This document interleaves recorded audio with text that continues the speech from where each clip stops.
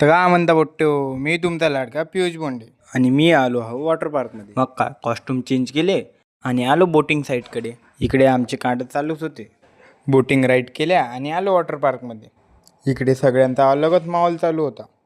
आणि ही आहे आपली गँग, पण अर्धे गायबच होते. शिवनी तर मला पाण्यातच पाडले, पण काही म्हणा एन्जॉयमेंट फुल चालू होते.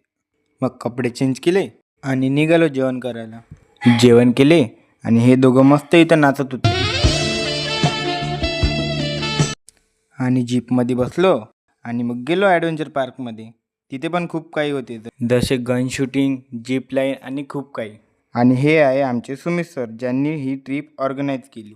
मग आलो आम्ही अम्युजमेंट पार्कमध्ये आणि बसलो काही झुल्यांवर आणि मग डीजेवर मस्त नाचल्या गोरिलासोबत.